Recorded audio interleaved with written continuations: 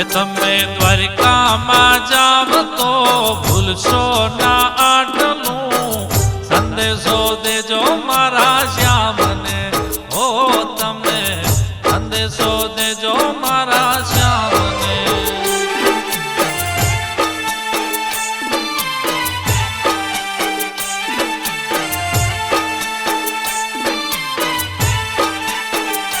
તમે ગારુડી ગોકુળ ગામના નથી રહ્યા અમારા કાંઈ કામના ઘણા દુનિયાએ સમજાવ્યા સાનના અમે સપના જોયા તા શ્યામના રેઢા મેલીને દ્વારિકામાં રણછોડભાઈ કે જે આજની કથામાં અહીંયા હાજર હોય ત્યારે વ્યાસપીઠ ઉપરથી હું એમનો ખૂબ ખૂબ સ્વાગત કરું છું.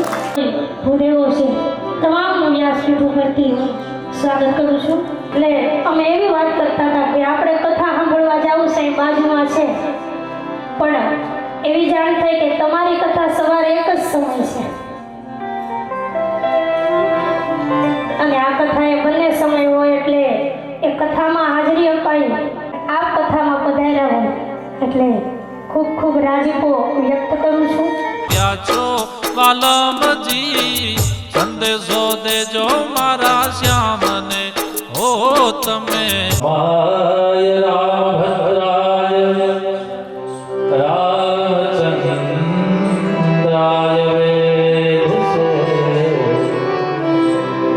રઘુનાથાય નાથાય સીતાય પતયે નમઃ.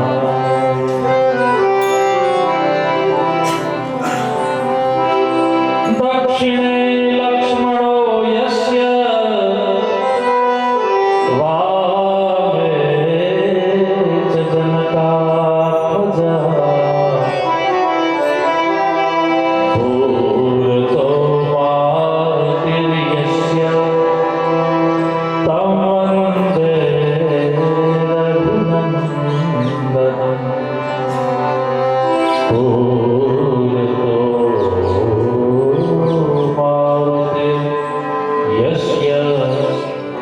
तं વંદે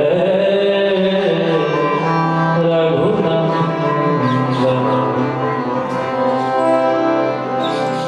जयंती मंगलाकाली भद्रकाली कपालिनी दुर्गा क्षमा सेवा धात्री स्वाहा स्वधा नमोस्तुते स्वाहा स्वधा नमोस्तुते. साष्टांग कोटि प्रणाम. व्यासपीठ पर विराजित पूज्य જીજ્ઞાબેન બહુ સરસ સારો અવાજ છે એમનો અને જેમણે આ કથાનું આયોજન કર્યું છે એવા રામદાસ બાપુ. એવું નથી લાગતું કે જાણે બાપા સીતારામ બેઠો હોય?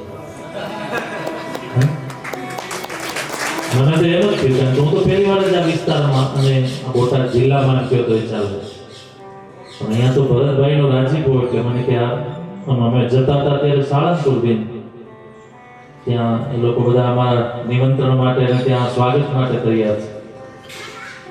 પણ ભરતભાઈ કહ્યું કે દાદા કથા અહીંયા ચાલે છે અને જીજ્ઞાબેનના મુખથી સરસ મજાની રામકથા ચાલે છે અને લગભગ 2 મહિનાનું આયોજન છે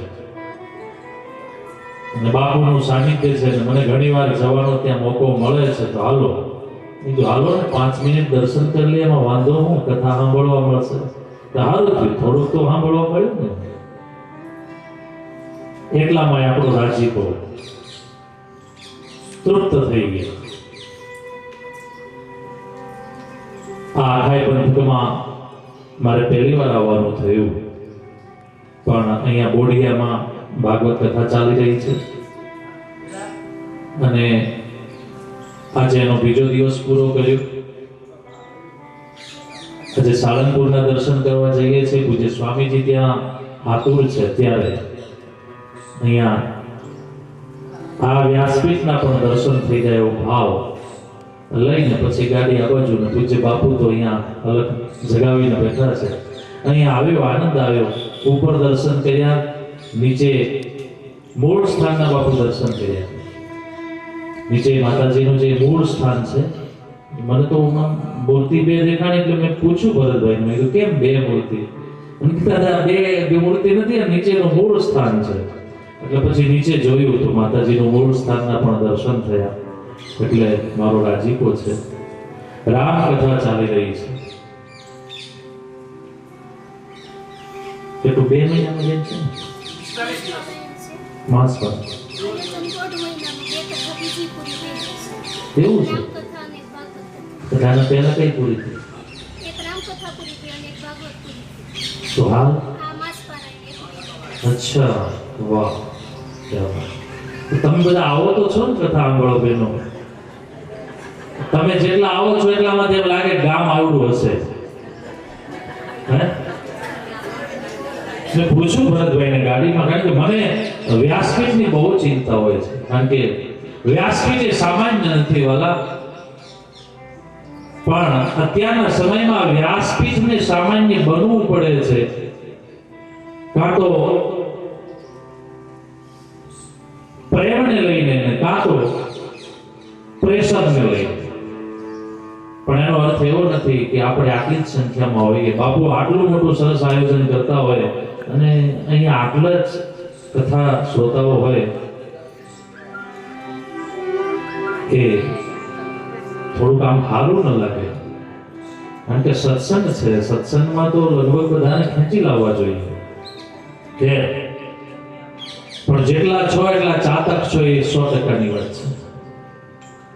એટલે ચાતકના રૂપમાં તમે બધા જ અહીંયા કથા સાંભળો છો. એવા પૂજ્ય માને પ્રણામ, પૂજ્ય બાપુને પ્રણામ, પૂજ્ય પિતાશ્રીને પ્રણામ. આપ સૌને જય સિયારામ. અને અહીંયા સંગીત વૃંદો અમારા માં સરસ્વતીની સાધના કરીને બેઠા છે, એમને બધાને પણ યથાયોગ્ય પ્રણામ. સાઉન્ડનું તો શું કેવું, વાહ, બહુ સરસ ભાઈ. આમાં 1.5 મહિનો બોલું તો વાંધો નથી આવે. હા, એટલે એ પણ બહુ આનંદ છે. રામકથા ચાલી રહી છે. અમારે ત્યાં કહેવત છે, આ બાજુ છે કે નહીં મને ખબર નહીં, પણ બાપુ અમારે ત્યાં કહેવત છે, આવ્યા મળવા. પહેલા તો પેલી હાથની આપણે નાની ઘંટડી હોતી ને, ઘંટી, આવ્યા મળવા અને બેસાડ્યા દળવા. પણ આ દળવું એ રામ નામ છે અને આ કામ એ પણ દિલનો રાજીપો હોય ત્યારે થાય છે. એટલે એનો આનંદ છે વિશેષ. રામકથા ચાલે છે. રામકથાના અંદર આમ તો બેને ઘણી બધી ચર્ચાઓ કરી છે. તમે બધા સતત કથા સાંભળો છો એટલે વિશેષ હું કંઈ કહેતો નથી. પણ રામકથા એટલે ત્યાગ. જ્યારે ત્યાગ જીવનમાં જોતો હોય, ત્યાગ શું છે એ જાણવું હોય તો રામકથા સાંભળવી છે. અને હું તો ઘણીવાર કહું છું બાપુ કથામાં કે ભાગવત કથા, શિવપુરાણ કથા, દેવી ભાગવત કથા, બીજી અન્ય ઘણી બધી આપણા પુરાણોની કથાઓ છે, વેદોની કથાઓ છે, પણ એ બધી કથાઓ દિલમાં ત્યારે બેસશે જ્યારે મૂળમાં, પાયામાં રામ કથા સાંભળી હોય. જ્યાં સુધી રામ કથા નથી ત્યાં સુધી બધા જ વિષયો અઘરા છે. ચાહે ભાગવત હોય, ચાહે શિવપુરાણ હોય, ચાહે દેવી ભાગવત, બધા વિષયો અઘરા છે. કારણ કે એમાં જે વાતો છે ને એ ઉપરની ઇમારતની વાતો છે,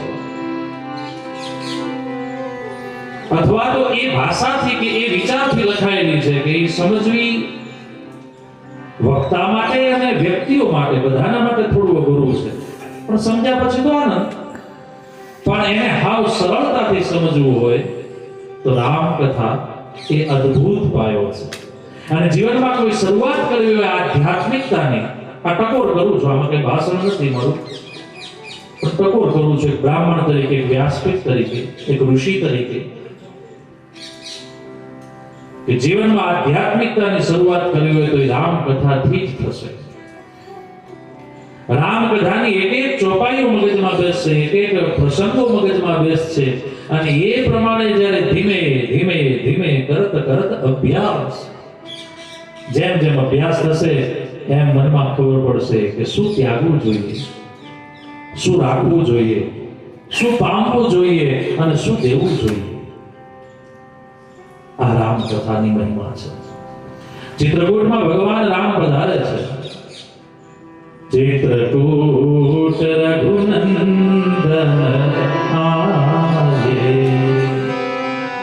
સમાચાર સુની સુની મુનિયા. એટલો ટાઈમ આ ચિત્રકૂટ રઘુનંદન છાયે. જ્યારે ભગવાન રામ ચિત્રકૂટ પધાર્યા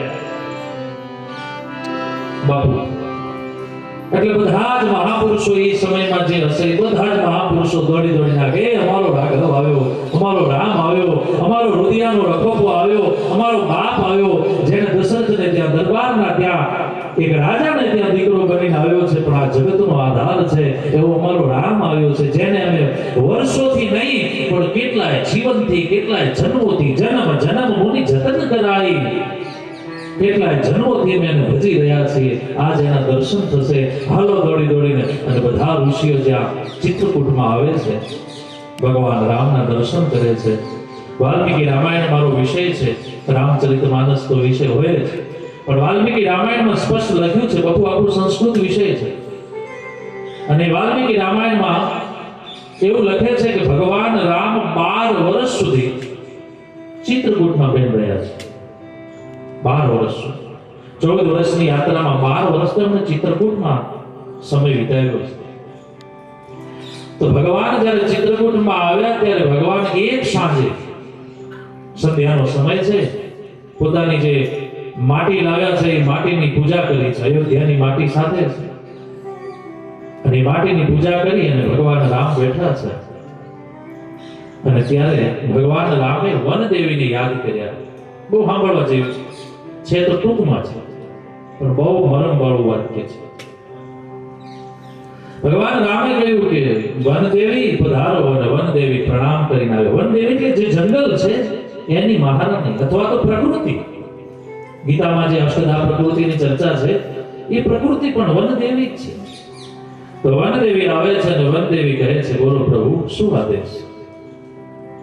અને ત્યારે ભગવાન રામ કહે છે કે દેવી, હું તો અહીંયા હલતો હલતો આવી ગયો, પણ હવે એક તમારે કામ કરવાનું છે. શું? બોલે મારો ભાઈ ભરત આવે છે.